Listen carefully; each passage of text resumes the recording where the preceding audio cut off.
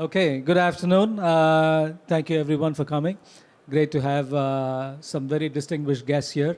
We are at the Radisys booth in Mobile World Congress 2025 on a very pertinent topic about how to work with breakthrough ideas in markets that represent high growth and high potential, right? So great to have everybody here. On the panel with me here, Kairat Akhmetov, who is the head of Freedom Telecom in Kazakhstan, Prakash Sankara, Senior Vice President, Geo, and Harkirit Singh, Executive Director of NGIC in Ghana. Of course, Prakash, Geo in India, and also, representing a lot of international interests that Geo has. Maybe if we could do a quick round of introduction. Kairat, if you would start, please. Hello, I'm Kairat. I'm CEO of Freedom Telecom. I also have a lot of. I call myself a technical CEO. I've been in tech industry since the graduation university. In Kazakhstan, I'm quite famous for founding the biggest smart city camera surveillance company. Also now managing telecom in Freedom Holding. So it's an honor to be here. Absolutely. Thank you very much. Prakash? Hello, everybody, and a very good afternoon to everybody. So hopefully nobody's sleeping. All right, that's good.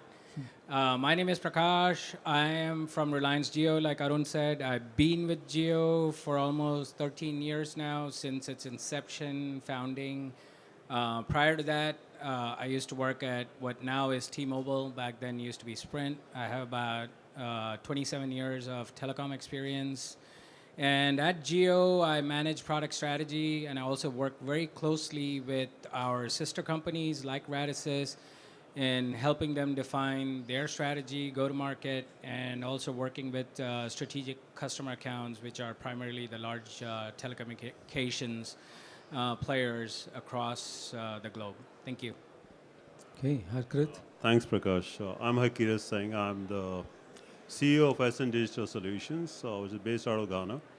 I founded that company back in 2020, and we are now launching a 4G, 5G network as a service model to democratize data, to build borderless networks. And I'm the executive director of NextGen and Tracker.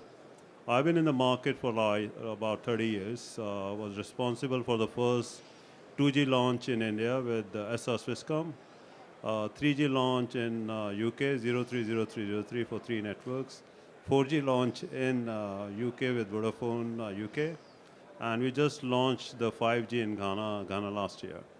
So we're looking into this discussion to really see how the impact of technology really defines what we really actually achieve as a societal impact towards creating more and more digital dividends in the country. Thanks. Fantastic. On that, which is a great point, let's segue to you, Prakash. Geo is an inspiration for many people around the world. The trajectory over the last 7 years really has actually inspired both Kairat and Harkirit in many ways. And it is beyond telecom what Geo has done. Can you kind of recap the journey a little bit, the multifaceted impact on society that Harkirit just touched upon? Well, let's put it this way. The journey was never easy. We started in 2012, right? So there was a lot of planning, trying to figure out what is it that we are really trying to do. When we started, there were 14 operators in India. Did we want to become another operator? We went through that whole cycle, right? So it took us almost 3 years to kind of finally figure out what is it that we wanted to become.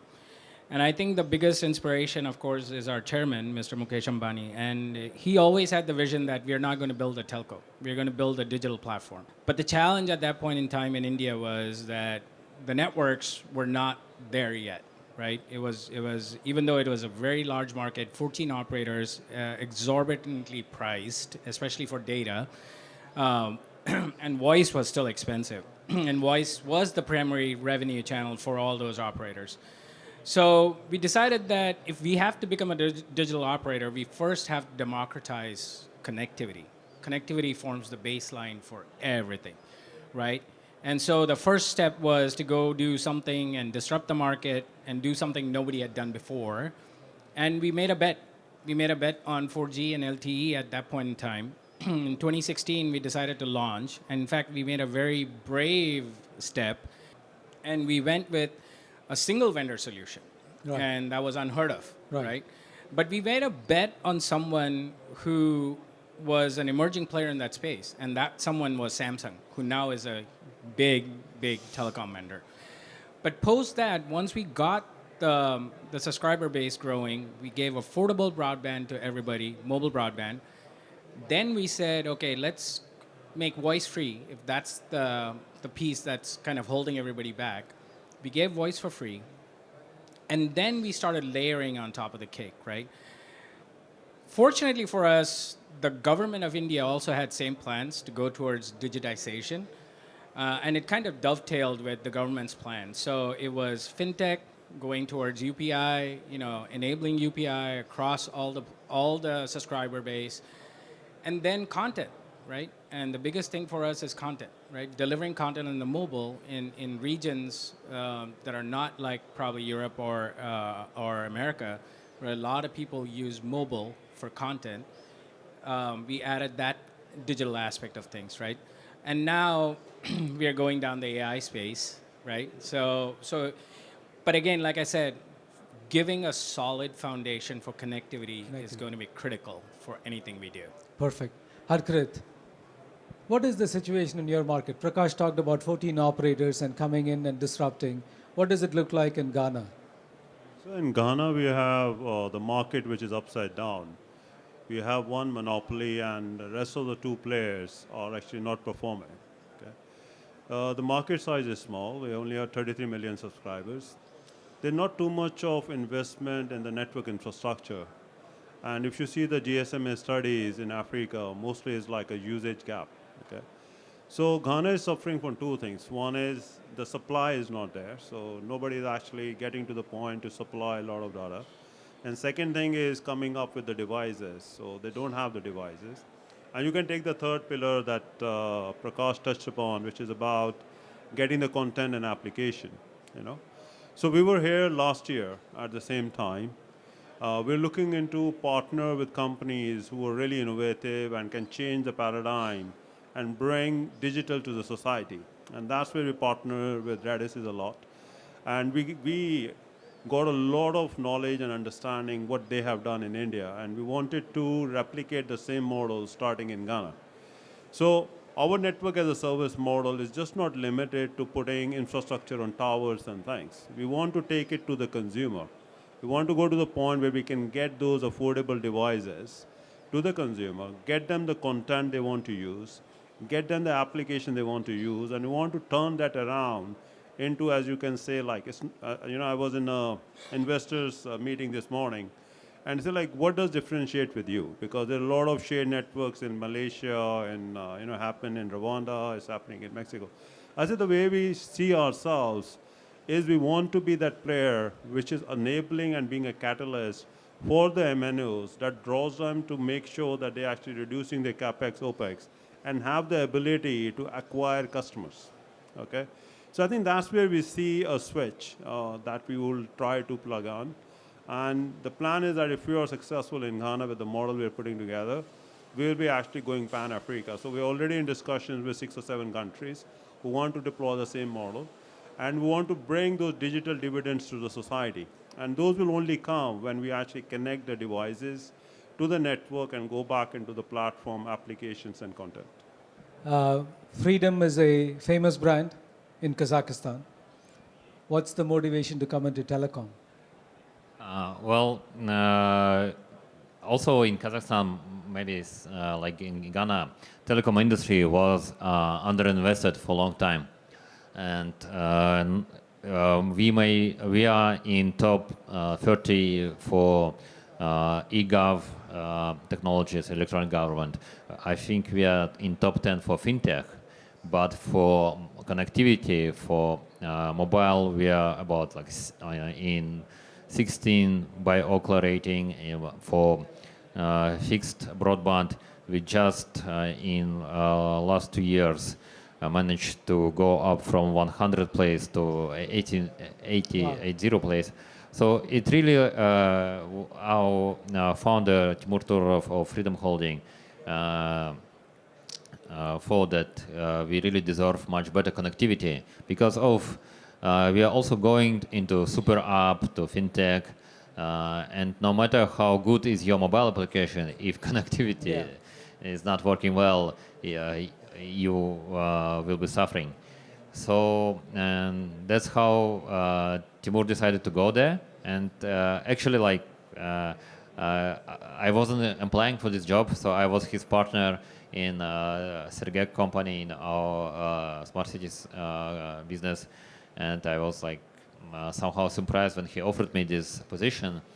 So and I had two conditions, so that I will still like manage somehow oversee our smart city business, and that I won't move to cold Astana. I just moved out there. My kids are in Almaty. But the first thing about business that he said is that look at Geo, that he was inspired by Geo case. And so we brought him to you. We met several times. So we really want to do same inspiring things. Maybe not technologically same as Geo did in India because it's like a generation ahead.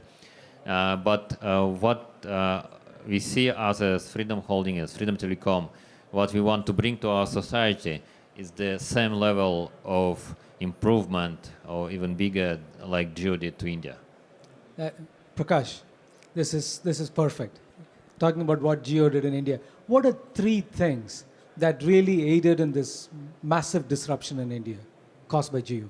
So I think if I pick three things, right, that aided in the Geo transformation, one, which I think we're lucky, right, being in India, is scale, right, and the scale does help. We have 1.4 billion people, so that does help a lot. But one of the things that we, and Arun, you and I have spoken about this, right, as a strategy we want to take, and which is our chairman's wish too, is how can we take that disruption into other nations or even continents, right? Because if Geo has achieved scale in certain things, can other players, right, who are trying to change the socioeconomic, aspects of their region, can they benefit from it, right? And which is what we are striving to do, right? So, and it's not just about connectivity, right? I mean, there are areas where people want, especially in the region close to us, right, the Asian region. If you take Sri Lanka, for example, or you take Nepal, for example, we are working closely with those operators because everybody wants to go to a digital private public infrastructure, right? And implement something like UPI, right? And UPI or even things like Aadhaar and, which people in the West take it for granted.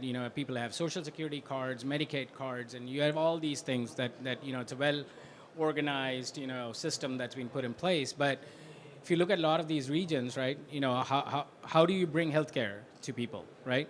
Well, the first step is even identifying who these people are, right? Identity is an issue because, you can't, even figure out where these people are, what they do. There's a lot of transient, migration that's happening. So for us, it's like, that's one thing. And the other thing that I see that we have been able to transform is, with connectivity is, like I said, is education and healthcare, right? Because a few things that we are working on, where Geo is bringing in the technology in India, but not necessarily the front end, it's done by the Reliance Foundation, right? Where we can take this connectivity anywhere, everywhere, and you can see Mimosa going and doing it on Mount Everest and things like those, right? And then they go in with the healthcare services, right? How do we bring healthcare across the board to everybody, right? How do you bring education, because there's still a huge divide when it comes to education, and how do you bring content, right? We have partnered with like Khan Academy and all these people, right? But how do you get that content delivered to people, right? And even if it's one of our small Geo Bharat phones, right? Even though it's a 4G phone, it's really, affordable device, right? But it's still got 4G in it, and we still made sure that, it'll render content, right? If a doctor wants to do a video call, the doctor can still do a video call. So it's kind of these transformational things that I think, brings satisfaction, at least to me, when I see it's not purely about selling bits and bytes and saying, okay, I'm charging like, $10 ARPU or something like that, right? But then what's the transitional effect that brings to the table for the masses, right? Sure, sure.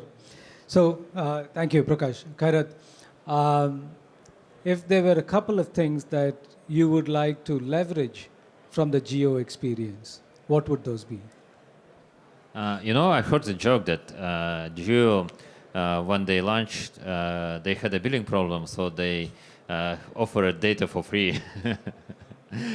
But and we will be doing something like this, maybe offering a substantial amount of services for free at the beginning. But overall, we really want to leverage of how to be bold at the market where nobody waiting, where is your competitors is not waiting for you, but customers do. So we really want to make our society economics wealthier. So that's, I think, key things.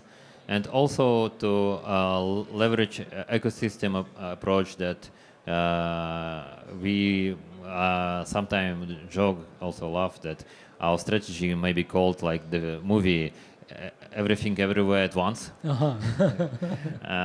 So we do have like our filming studios as well, producing our TV series at like for over the top. So really like working with partners, bold decision, that's what we will do. Wonderful. Harkirit, question. What are you doing that is disruptive in Ghana and potentially for all of Africa? I think from a disruption perspective, the model itself is very disruptive. It is challenging the status quo because if you see the telcos today, before Geo came in, the model is all inverted. If you see the Telefonica itself and you go back, let's say early 2010 and 11, Telefonica was valued at more than 300 or 400 billion dollars. The value of Telefonica today is less than 30 billion. So something is wrong in the telco industry, fundamentally wrong. And when you look into Africa, the market is full of islands. You still have 2G, which is prevailing as a technology. 3G is the second part of the technology, which is largely deployed. 4G is very scattered. So we are in 2025, and we're looking at these islands and creating what you call a digital divide across the continent. Because from 2G you can cover 90-95, 3G you need to increase the infrastructure, and you will be like 75-80% coverage. 4G is less, and 5G is much lesser. So what we want to bring in as a disruption to the market is to see how the same resources can be utilized by all the MNOs. Okay, the fundamental key to the success of all of this is that you actually bring down the cost of the capex. So it's distributed across the MNOs. You bring down the cost of OPEX. There is no cost of spectrum, so we are paying for the spectrum. And then you enable them in a way where they can differentiate on creating more applications, customer service, and creating real value to the society. Okay. Now, part of this disruptive model is that we are not limiting the infrastructure, which is a neutral host infrastructure, to just MNOs, because 5G inherently has a lot of different business cases that can be built up. Okay, like building up new digital entrepreneurs. So creating an economy that actually increases the society economics, making the society more prosperous. Because if you see now, until now, there will be one single MNO which is monopolizing the market. It is just limiting itself to its capex deployment and any investment to areas where it can make money. Okay. Whereas our part of the thing is like, if you give the spectrum to a neutral host, network as a service operator, we commit to deploy 4G, 5G everywhere. Because our economics, from a unit economics perspective and the scale, is basically dividing and using that infrastructure across MNOs, across ISPs. Okay? So we are bringing a complete change, a new paradigm in the market that will break out the silos and the status quo that exists. And we are facing a lot of challenges, and Arun is aware of it, because MNOs are not able to understand what they do because they love their network. The CTOs love their network like this. Yeah, I won't let it give it away. Then you have the tower companies. who say, oh, I want to have 3 different players on the tower, now you are only one, okay? But that is the model happening because you can't change something that has been set in motion. Nobody can change it. You know, there is nothing that can change a destiny to happen. Simple as that. So we want to break any barriers to that. We want to reduce the barriers for any digital entrepreneur coming into the market and deploy the system and any application, any business case it wants within less than 30 days. So we are talking to some new people who are coming, who have no expertise around anything on MNOs and telcos, but they have got brilliant ideas of businesses, which never ever, you can say, would have been successful, even going beyond the phase of having some initial presentation. So there is this company that actually moves cash in transit for all of the banks in Ghana. They got security vehicles there, right? They have been looking for a solution that how do they break into the market, create more level of intimacy with the customers, tell them how the tracking is happening and things like that, and also build up their own portfolio of high-speed broadband services because some of these applications and CCTVs and all help the customer to have that level of assurance that the things are moving fast because, you know, you're moving a couple of million of cash at a certain point of time. And as part of that model, they're now saying, guys, can I actually create a space for me where I can do autonomous vehicle testing in Ghana? Because now 5G is available, there is, you know, low latency networks and stuff. So the industry itself and the market itself that is defining it is becoming more exciting, okay? So I think that's the disruption you want to bring where anybody who's like any age, doesn't matter, he's 18 years or 50 years, wants to go in and create a business model on a digital infrastructure where it doesn't have to put a capex, it doesn't have to put an opex, doesn't have to buy a spectrum, only get an ISP license and a connecting license and goes and deliver a service. Very interesting. You touched upon something which I think is a common thread across all of you. You talked about moving lots of money.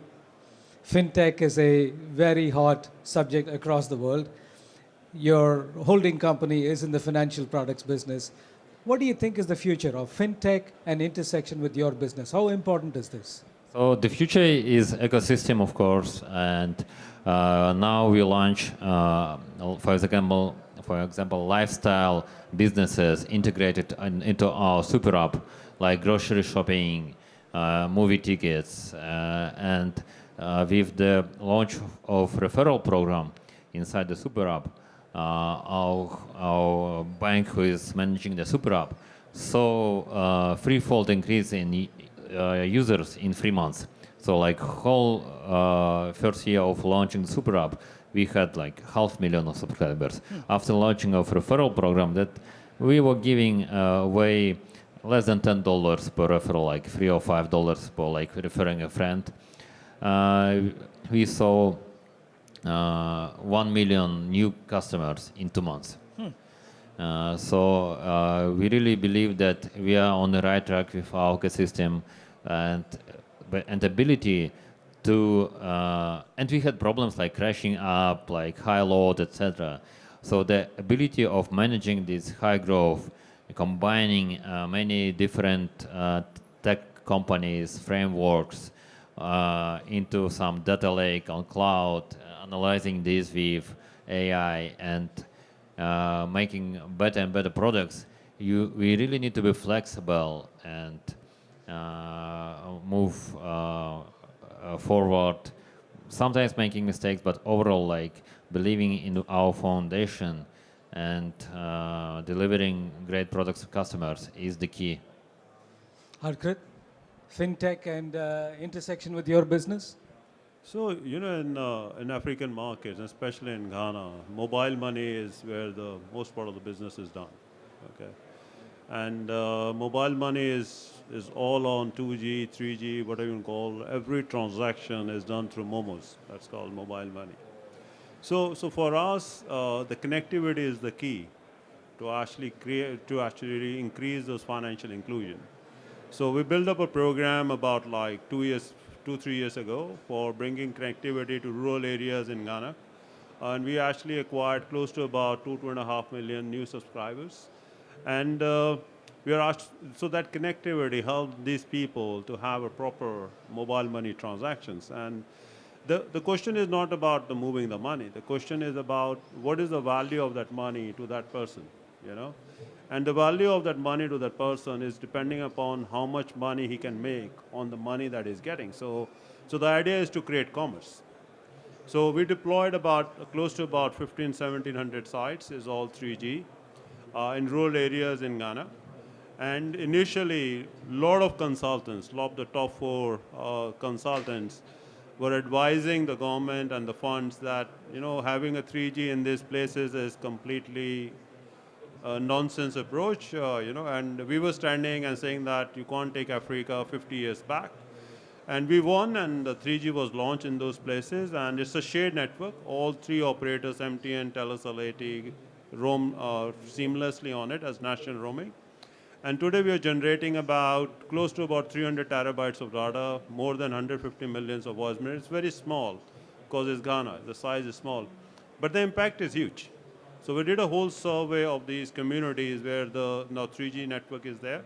And there are 4 key areas of what is happening. First is they themselves are buying smart devices. So all of these consultants that came with lots of millions of dollars of fees were saying people need to be educated, they don't have money, they don't have electricity, and it's the bush. Nobody is going to use it, right? But our experience is different because you bring an internet to a place, you connect that particular place with 6 billion people around the world. So your health will go to that place, your education will go to that place, your commerce will go to that place. So I think that's the beauty of bringing internet, okay?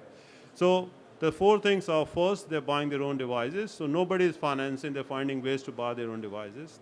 Second, they're having access to health from where they are. Okay, they can now connect, get their prescriptions, speak to the doctors. Education, the nearest schools were like 20, 30, 40 kilometers to walk. They can reach out to the teachers, get the material online and learn. And fourth and biggest impact is consumer, like the creating businesses. So they were actually producing vegetables, growing vegetables and stuff, and then going and traveling all the way to actually get the produce done. And by the time they will lose the money and the time, and they can now do that. They can sell that produce online. The buyer itself comes and collects the produce and goes. There you go. So we are contributing much more than just doing a Momo transaction, and everything is happening on the Momo. So the idea of connectivity is critical to achieve those things where you actually reduce the digital divide and increase financial inclusion. Wonderful. Kairat, 12 months from now, what are you going to be celebrating? I'm sure and hope that we will be celebrating our big success of FWA on like fixed wireless access. We have a good spectrum, N79. We've quite wide, like at least 100 megahertz. In most cities, like 200-300 megahertz of that spectrum. Also, we hope we will celebrate our intercity interconnectivity, like fiber. We have our own machinery. It's also like non-orthodox approach that we buy our own machinery, our own people, and we lay the direct body fiber ourselves. And we hope we also will launch some very good and great green data centers, like prefabricated or somehow like along this and the south of Kazakhstan, where we'll be laying new fiber. Like there is a lot of sun, and I believe that green energy now and battery storage is getting more and more viable. So we really hope that we will change the landscape and improve connectivity and data centers for Kazakhstan. Wow, it's fantastic. It's great to hear. Prakash, 12 months from now, what are you going to be celebrating? Just wanted to do one clarification on what Kairat said. We didn't have issues with the billing system. Okay. So a little bit of story there. It was actually a go-to-market strategy because we went around to the different large billing system providers. Right. And the costs were out of the, Right. They were just inflated, right? So we decided to kind of build.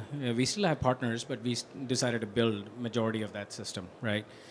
But then when we went to our chairman and we said, okay, that's going to take 6 months, he said, okay, that's not acceptable. I have to launch. So he said, how about this?